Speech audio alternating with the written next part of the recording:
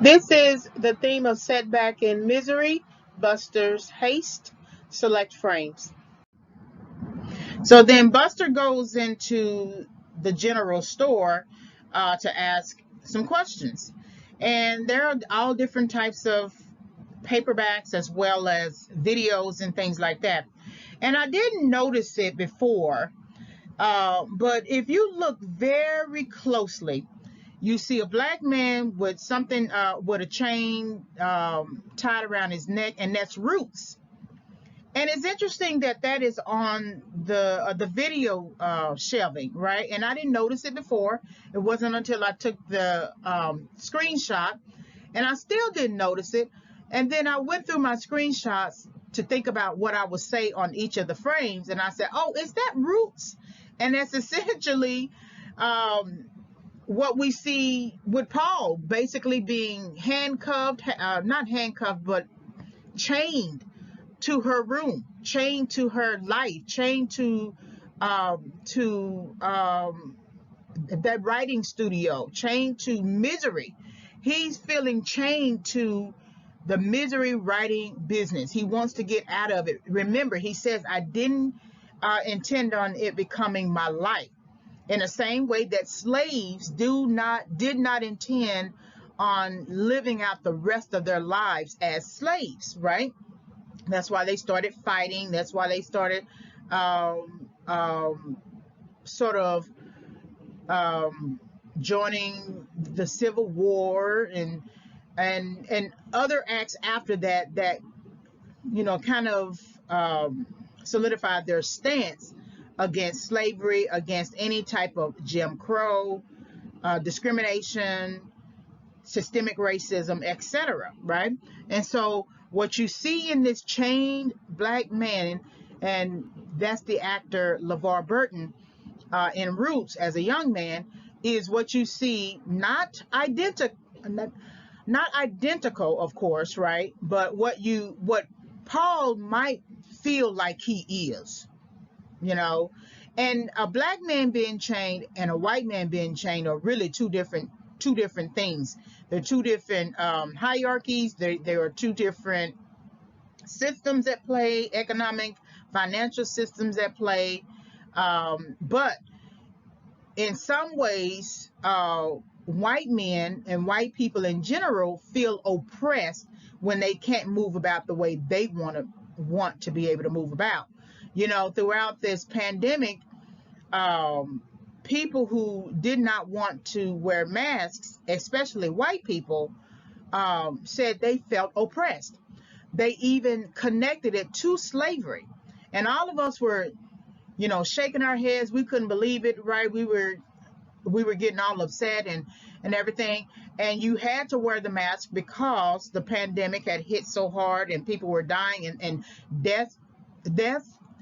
the death rate was very, very high. And then it was, of course, a global phenomenon. But they were actually sort of connecting and saying and writing and protesting and using signs and calling it slavery and calling it oppression. So it's not too far-fetched to believe that Paul Sheldon, even though he is a successful novelist with the Misery series, still feels chained, still feels oppressed, still feels like maybe he is experiencing slavery as a result of having to continue writing these misery books. So I just thought that was interesting because I didn't see it before, and I wanted to make a note of it now. So Buster and the general store manager continue to talk, and he asks about Annie Wilkes and what she's been buying or whatever, and then he says paper, and oh, that's not that important. And then he says it's typing paper, and that's what triggers him, and he runs out and he leaves to try to see if he can resolve the problem that he believes he has, and also to follow his suspicion. But again, he has stopped. He's kind of like that type of person who drops out in the middle of a course, that he's learned about Paul through his work, but he's not learning about Annie. And so he says she's been coming in here for typing paper. And then he walks out. Now, this is the door that he walks out, right? And I didn't give you a screenshot of the door of when he's coming into the door, but I wanted to give you one of him leaving the door because he's still in the middle of the door. And this tells me, and this suggests to me that there's time to really think through what strategy he wants to use, because his hastiness is going to lead him to drive there without backup, and try to see if Paul Sheldon is there. But it's also, his hastiness is going to lead to his death, his premature death. When all of this could have been resolved if he had stayed in the library just a little longer and got some more information about Annie, because all he got from about Annie was the fact that she made a statement about justice and judgment. But he didn't get any backup information about deaths. He didn't read the news clippings that you see Paul Sheldon read. If he had read that about strangulation and deaths and things like that, he might have thought to himself, I better bring backup, right? But his ego and his eagerness to try to resolve this problem is what actually gets him killed. So we see Buster on his way to Annie's house. But I want to make a note of something before I get into a discussion of Buster, because we've already outlined that Buster sort of fails to continue his research and learning process into researching and learning about Annie. But I want you to notice the ring on his finger. And the reason why I want you to notice the ring on his finger, because remember, he's married to the deputy sheriff, and her name is Virginia.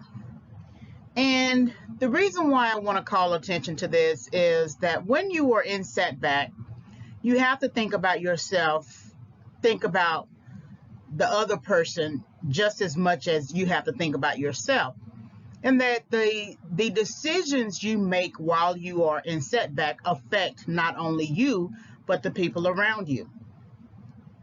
And as I've noted, instead of, if Buster had taken the time to learn about Annie, taking just a couple of more hours to research Annie and learn more about Annie before he made this trip to her house, I don't believe he would be dead.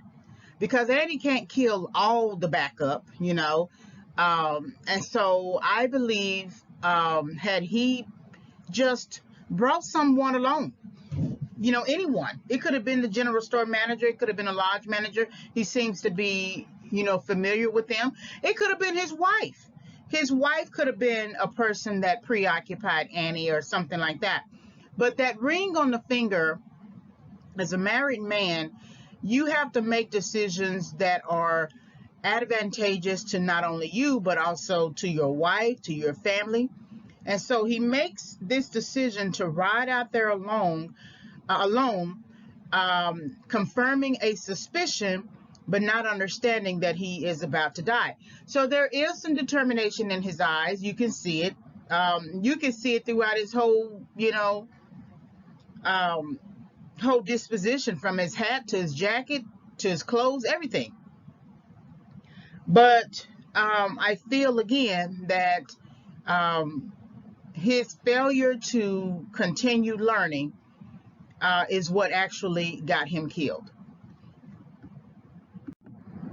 So Annie hears the car coming up, and she brings in that needle again to inject Paul with something, and that's essentially to keep him quiet, and she has to hurry up and get this done before Buster drives up. So this is where you see Paul fighting against Annie, because he knows that there's a car coming up. He had already seen it throughout the window, and of course he's hoping for that to be an escape for him.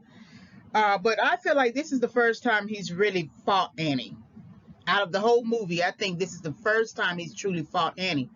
And so that lets you know he was willing to fight, But again, he put on a face, and he acted out his role once he realized, to some extent, Annie might be dangerous. So Annie comes in, she injects him. Is going to put him to sleep, of course, or at least unconscious for a minute. And then he chokes Annie, right? And trying to get her to stop, but the contents of the needle are just too strong, and so he ends up having to let go of her neck. But there's something how that's kind of like the first place he goes to in wanting to choke her neck. And whenever someone strangles you or chokes you or something, police officers and forensic examiners and all those types of people, they always say it usually is personal. When someone stabs you, when someone strangles you, it's usually personal. And this is kind of reminiscent of Annie strangling the babies.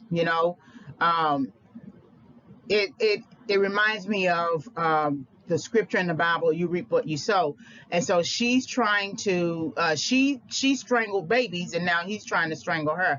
This may not have any true application, but I just think it's interesting that the neck is the first place he goes to. And so then the effects of the needle take effect, rather, and he is unable to fight back. He's kind of returned to a mute. Annie is fussing, saying that you just continue to fight me. When are we going to develop a sense of trust? And that's so interesting that Annie, I don't know, this may be a third personality of Annie, I don't know, but she really believes that Paul should trust her while she is keeping him bound and trapped and breaking his knees, and breaking his ankles and preventing him from getting to full recovery. There's something that I forgot to mention in a previous slide, just when she put the block down between his ankles, that if you look at his legs were actually recovering. She had taken off the brace and put it on the table on the nightstand, and I didn't notice that at first, and because I was wondering what was over there in the corner of the frame. And so then I looked at his legs, and his legs were actually improving. And so Annie just about even though she's not using her skill of nursing consistently, she may be using it. She used it consistently in the beginning, then she got sporadic, and then she only returns to it when she has done something to him, as if to apologize. But when she is using her nursing skills consistently, then that means she can time just about when Paul is going to get better or when his legs are going to get better. And so she brought in the block just at the right time, just before his legs could fully heal and begin walking.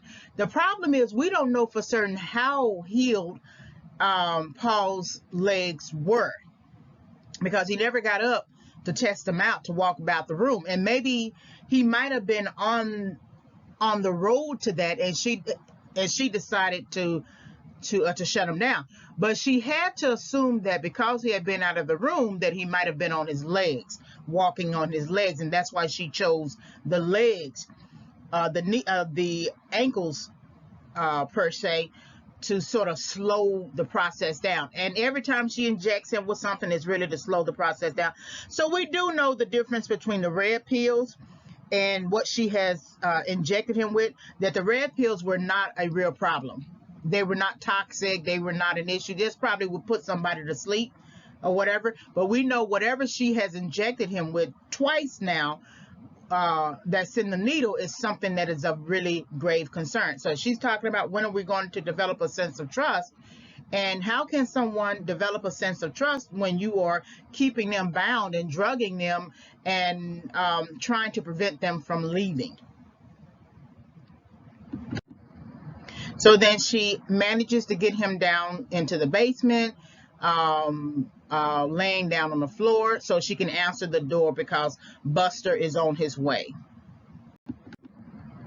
And so he's fully down on the ground. That lets you know he is unconscious. But I don't think he's fully unconscious, because he was able to alert Buster that he's there. And so Buster is walking up the stairs in the same way that Annie was walking up the stairs.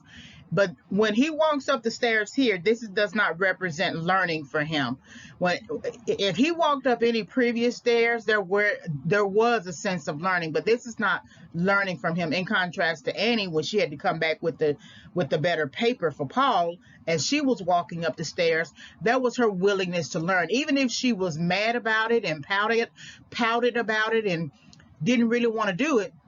She was willing to humble herself in a sense and go back and get the proper paper for him to type on and walk back up the stairs to her house. But this right here, he hasn't learned anything about Annie. And even when he goes in and he walks about the house, he's more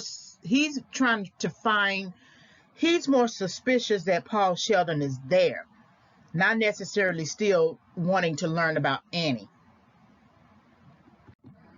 So Annie opens the door. She's shocked that someone is at her door. And Buster is asking if she knows Paul Sheldon. And Annie goes into a biography. And all that is just a way for Annie to set back the process, kind of time his visit there. Because if she lets him in too quickly or goes says, oh yeah, I know, I heard about the crash, it's going to make him wonder. So she doesn't answer his question directly. She goes into some sort of ramble, and she rambles throughout the whole time he is there, his whole visit. So she goes into his background. What do you want to know? I'm his biggest fan, or I'm his #1 fan. And so then Buster is asking these questions, and so and this is a surprising visit for Annie. So this lets you know Buster doesn't come out to her farm. He knows about her farm, but he doesn't come out to her farm because she waits to let him come in. If he was a person who came all the time, he would have come much earlier. And she would have opened the door quicker, and she would have just opened the door and let him in, instead of this sort of go-between, this engaging, this ceremony between two people who are contemplating whether or not they should come in or not come in. And so then she goes into her rambles and talks about how she heard about the crash and Paul Sheldon and what's going on with him. And I looked up the word ramble, and it's a way of talking and writing at length that is confusing and inconsequential. And Annie is just really trying to distract Buster, to keep him from really focusing on what it is he needs to focus on while he's in the house. And it is hard to determine if Paul Sheldon is truly there. I mean, anyone could be in the guest room, right? But the fact that there's a writing studio in the guest room with a typewriter and a typing paper and everything tells you enough that he's there. It's just that Buster doesn't know how to doesn't really go about it without searching, looking to see if he's hiding behind a door or something like that. But Annie goes into her ramble here, and she's talking about how she knows that Paul Sheldon is missing and that she's his #1 fan. And she talks about that horrible accident, and then how she's proud of her collection of Paul Sheldon's books. So this is where she's proud. And it's almost like a little shrine to Paul Sheldon. If it wasn't Paul Sheldon, it would be Liberace. But this is the picture of him. This is when he had, I guess, was shaking the hands of Queen Elizabeth, and then just all of his books, right? And this is where she gets into how she feels like it was God who told her to sort of get ready to be Paul's replacement, right? Now remember, Annie is not is not even a writer, let alone a seasoned writer. She's not even really an editor. She's a great reader, as I've noticed. She's a great reader, but she doesn't have the qualifications, and she's never pursued the qualifications. And the fact that she gravitates to that, to wanting to become a writer, even though it's fake, might be an indication that that's what she wanted to do in the first place. And I noted that earlier, that that's what she might have wanted to do, but wasn't willing to sit down and write herself. So she just projected her needs onto someone else who is actually a writer and would do the work, and just essentially say, I'm just going to take his work. So Buster goes about looking to see if Paul Sheldon is there, and he's basically searching the house, right? And it's shocking that he didn't go too far enough to locate the basement. Just these old houses tend to have a basement or an attic. And again, that tells you he didn't really have a plan for when he got there, because that's something that is obvious, that most of those houses have that. I mean, if he thinks about his own house, I'm quite sure his own house has a basement or an attic or both. And so he didn't have a plan for when he got there, because that should have been something he thought about. That's an obvious thing. He didn't even go through the kitchen to see if anything was at the back of the house, whether or not she had hid him at the back. He just kind of walked about the house, and Annie is rambling on. And so she talks about how God told her to get ready to be Paul's replacement, and that she's his #1 fan, and that it is up to her to make up new stories, and that she has a guest bedroom with a writing studio. And she basically said, I know how he wrote, the types of words he used, the stories. And the last few weeks, she's been trying to write like him. And she said, I have about 200 some pages or so that you could read. So she's already taking credit for something that she did not write. Even in her rambles, she's still lying. So here's what she's saying. It's up to me to be able to bring Paul Sheldon back to life, or to be his replacement, so to speak. And the fact that she would claim a work that didn't belong to her, I understand that she's trying to divert attention from Buster realizing that Paul Sheldon has been there. But it's something that you would claim something that you know that you didn't do, even in a ramble, just completely lying. So then how many times has Annie lied, right? We have to challenge the fact that she might not be a nurse anymore.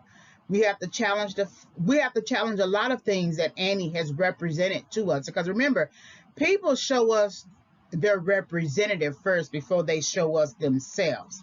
And so it's something in Annie that Buster is sort of wondering about, but can't put his finger on. Again, if he had stayed in the library after he found out that Annie had been visiting the general store to get typing paper, and just really thought about it, and thought about a plan, and especially staked out the area, he could have easily driven to a point in the area, and then walked the rest of the way to see if there was Paul Sheldon, because Paul Sheldon's writing studio is right there at the window, and he would have seen Paul Sheldon sitting at the window typing. That's what I mean in terms of learning and developing a plan. And so she's telling him, you can read some of my work, and he was saying, it must get lonely living out here by yourself. And then he continues to search the house. And so they have a little bit of a giggle, a little laugh, right? And then he walks upstairs.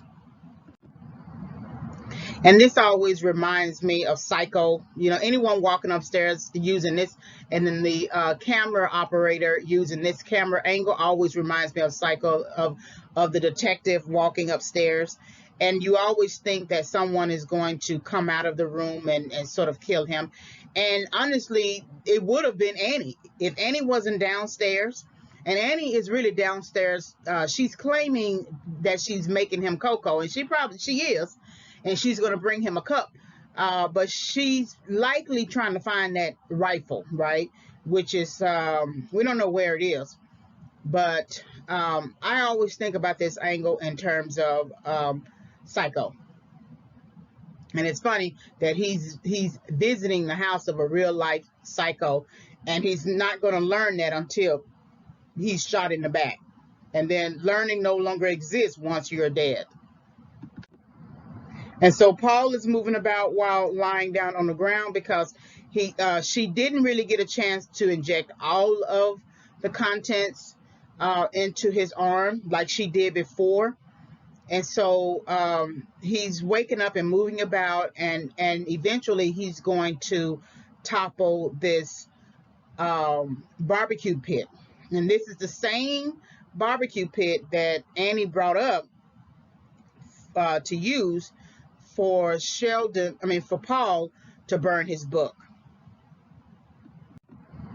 And so he goes into this room, and his house, although it's very old-fashioned, she keeps it clean, however way she keeps it clean. And so he doesn't see anything in the house that gives him any indication, other than the writing studio or the downstairs bedroom, any indication that Paul Sheldon is there. But again, he didn't come with a plan. Because if you're looking for somebody and you see that there's a typewriter and typing paper and a room made up, you got to know that that person is there.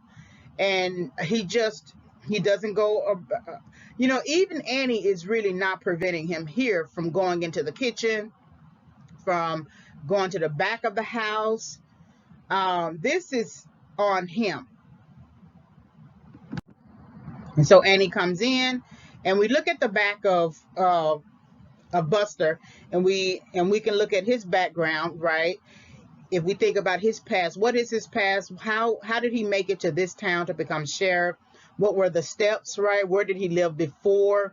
What was his success rate in anything that he's done as sheriff, right?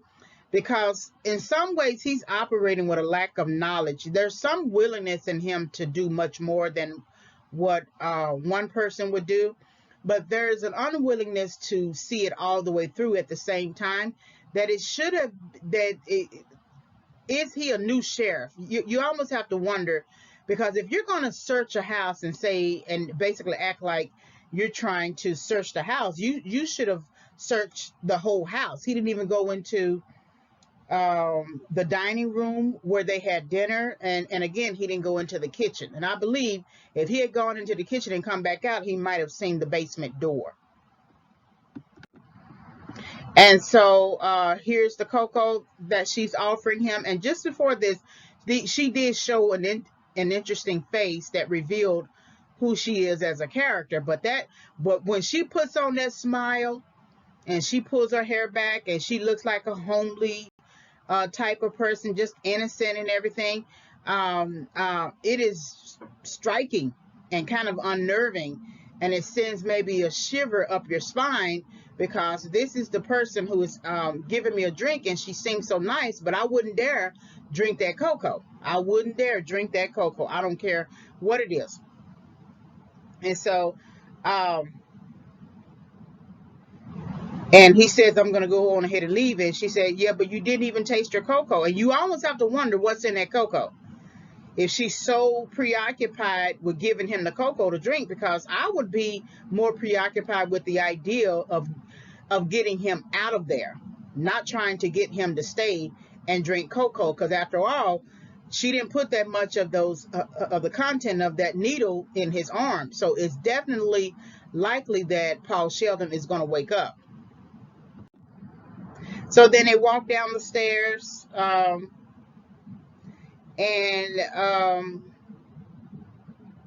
this is where she said, you didn't even drink your cocoa. And they basically said, I didn't really want it, or something like that. And he's going to say, hopefully I can come by and stop in on you again. And she said, delighted. now you know the way. But he's always known the way. So it's interesting that she acts like he has never known the way, but as a sheriff, he knows the way. After all, he was in the helicopter, right? And he was saying to the pilot, that that's the Wilkes farm. So he has known the way the whole time. But it's interesting that if Paul Sheldon crashed around that area and knowing that there are houses around that area, and not maybe adjacent, but enough, why didn't he go door to door? That's why I say he's missing something in his knowledge base. Why didn't he go door to door checking every house in town to see if Paul Sheldon was there? Because they never retrieved the body. They retrieved the car, but not the body. So there's something in this sheriff that is, he's missing something. He's missing some kind of training or something like that, because anytime someone is missing, especially someone of great repute, people go out and look for that person and make sure they have covered their bases and everything. And he never came to this house all this time that Paul Sheldon has been there. He's never come to the house. That's something that I didn't even think about. Never. He's reading books, which I feel like is very important. He's going to the library, reading an old newspaper clipping, talking to his wife, etc. But there are some tactical, strategic things that he should know as a sheriff, and he's not operating in that knowledge, or he's not applying that knowledge, or he doesn't house that knowledge. And so Annie is worried. There's her face, of course, and her face kind of looks like a child caught with their hand in a cookie jar, and now they have to make a decision. So mommy doesn't know that they had their hand in a cookie jar. In the case of Annie, she got to kill the person, because she knows that the person now realizes, after Paul Sheldon makes a noise in the basement and Buster turns around and comes back in, she knows that she got to make a decision to kill the person before he knows that she's had her hand in the cookie jar. So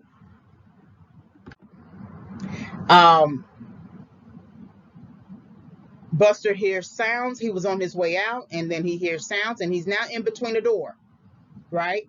That when he left out, he hoped to come back, right? And that was sort of like, in a way, to be unexpected. Okay. Another thing that I realized he didn't do, he didn't make a phone call. He didn't make a phone, and this could be the prerogative of the director, but he didn't make a phone call. Because then if he made a phone call and there was no answer or something, or anything, then it would give some indication about the phone, or if there is a phone in the house. But he's in between the door. He's going to make a decision to go in, but it's going to be a decision that is going to cost him his life. And again, he should have come there much more prepared. And so Paul Sheldon is saying, I'm down here, I'm down here. He managed to wake up, and Buster finds him. And so when he opens that door, because he followed the voice of Paul Sheldon, Annie had already gone and gotten the rifle. And in his haste to try to find Paul Sheldon, he didn't even notice that Annie didn't even answer the door again, and where she was, right? And even if she didn't have a shotgun, she could have hit him upside the head or something like that. Again, he's missing something in his knowledge base. So Annie shoots him. We see the smoke. Remember the smoke from when Annie made Paul burn his book, and that smoke going up. And she knows now that things are have come to a head, and that she's going to have to now force a decision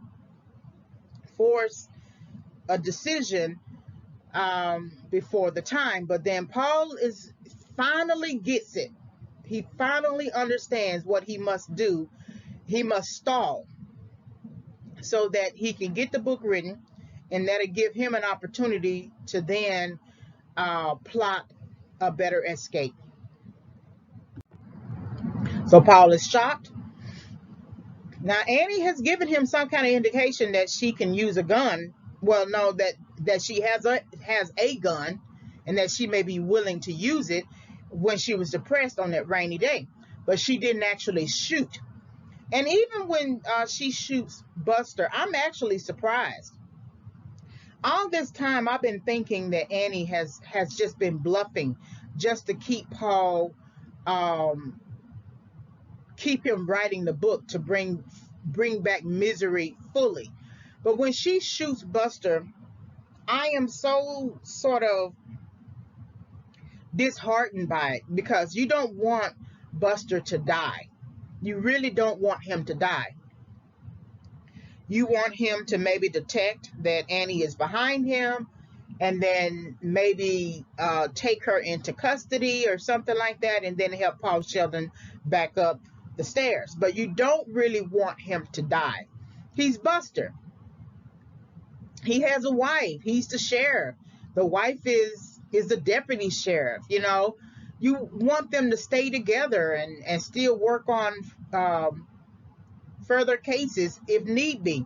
But that's what I mean when you look at the ring on his finger while he's driving out to Annie's house under, suspicious that she may be housing Paul Sheldon, when you have to take into consideration the decisions you make. Because now he's no longer a husband to a wife. He's dead now. And so I was actually shocked when Annie shot him. I'm just, even now, I have watched the movie multiple times, and in creating this film analysis, I'm still shocked. And Paul is shocked.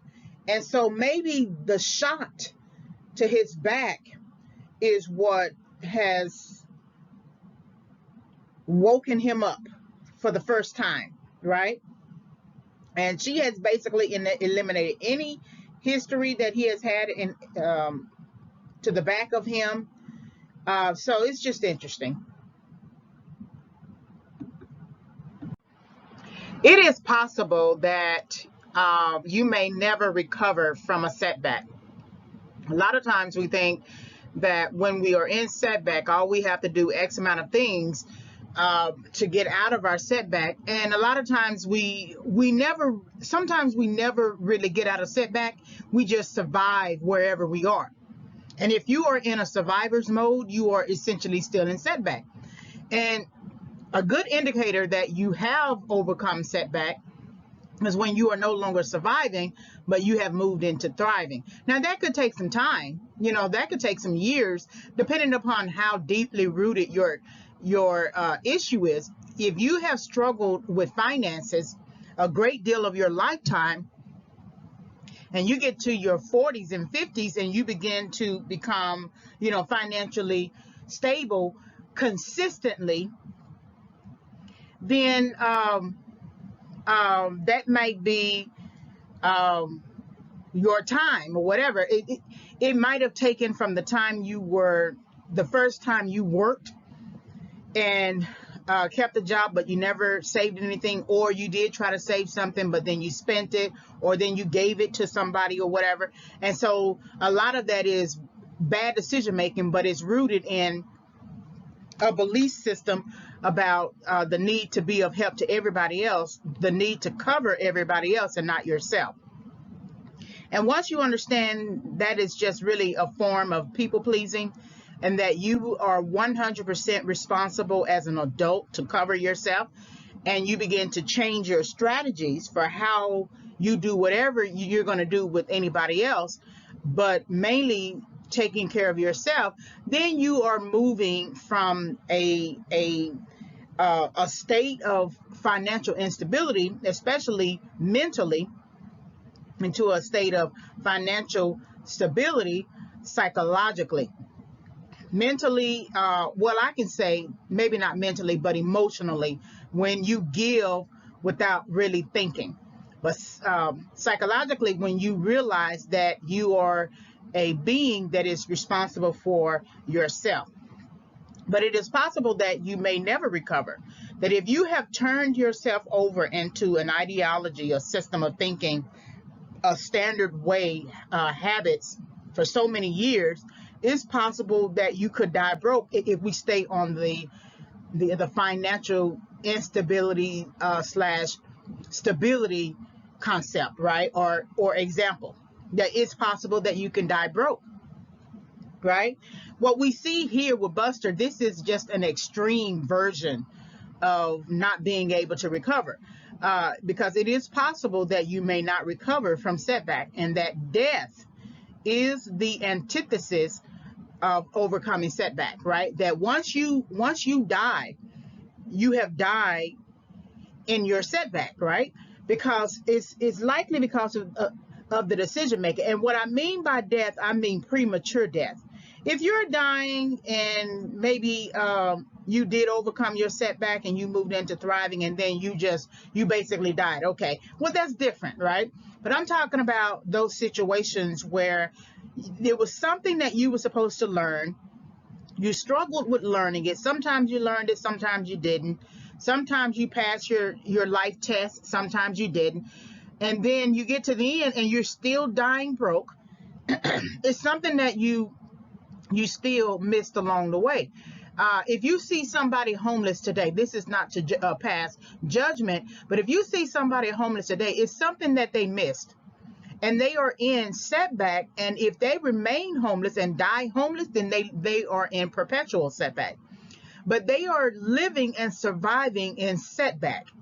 And there's some sort of instruction, some sort of missed opportunity, some warning, something that they are ignoring or haven't heard yet, or disregarded, to the point that they are where they are.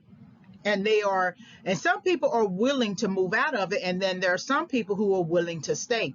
There are some people who get checks, who get disability checks, who have their mail come to the shelter. I remember when I was at the shelter, and there were some men on the other side of the shelter, and I would see them outside in the hot sun, lying down on the grass or whatever, but they got their mail at the shelter. Or they got their mail through a P.O. box or something like that. And I don't know how much money they got in disability, right? That wasn't my business. But there were some people who were actually on disability and getting checked and could actually go and live in a motel or live in an apartment, and they just refused. And then there were some people who were not getting any money, or whatever they got was not enough. Some people were getting, food stamps or something like that. But if you see someone homeless, if you see someone struggling with drugs or whatever, they are in setback. And they are in a sustained form of setback, and they are surviving day to day. They don't know if they're going to make it day to day, right? They don't know if they're going to wake up alive. And the way out of setback is through instruction. You would have to be corrected for something that you missed, but instruction is a form of correction, or correction is a form of instruction. And so this situation with Buster could have been settled had he brought somebody along, or had he researched Annie a little longer to find out what she's truly capable of, and then brought somebody along. Buster did not have to die, period. He did not have to die. In the same way, you do not have to die in your setback. If someone is extending a hand to you, and a lot of times extending a hand is that instruction, is that help, is that direction, whatever is necessary to move you out of one state into another. If you don't take it, then you will stay where you are. And so, like I said, you can die in your setback. Buster cannot recover from the mistake of not asking not researching further, or not asking someone to come along with him. So that means his wife is going to have to bury him along with the ring. with the marital ring. So that's something you think about, because it's not a pretty look. It's a fictional work here, but it's not a pretty look. That if you don't want to die in your setback, it's important to take things step by step. I know there was an eagerness to try to find Paul Sheldon, because anything could have happened. But he also has a radio. He also has a walkie-talkie. He also has a number of tools at his disposal to solve that problem. He could have driven away, got somewhere to a safe spot, and then called for backup or something like that. But there are a number of things that Buster could have done to prevent him actually being shot in the back. So in other words, there's this assumption that he had it all under control. He had it all worked out, right? In the same way that Paul was lying in the bed and the camera angle was on top of him, and basically he thought that he was on top of the problem, or he thought he had it all under control, right? All right, like, subscribe, and visit. Like the video, subscribe to the channel, hit the notification bell for more discussions. You can visit my YouTube channel for further film analysis. It's Favorites Film Analysis as the title of the channel. You can always send me an email and ask me a question, reginayfavorites@yahoo.com. My Overcoming Setback 5 Keys for Entering and Exiting Correction book will become available around October 2021. I'm still doing some editing. The book does not focus on film analyses, but I use the content that I created for the book to support my my perceptions of setback used as a theme in select films. So when the book becomes available, I will send out a notification, video, audio. Thank you very much for visiting the channel.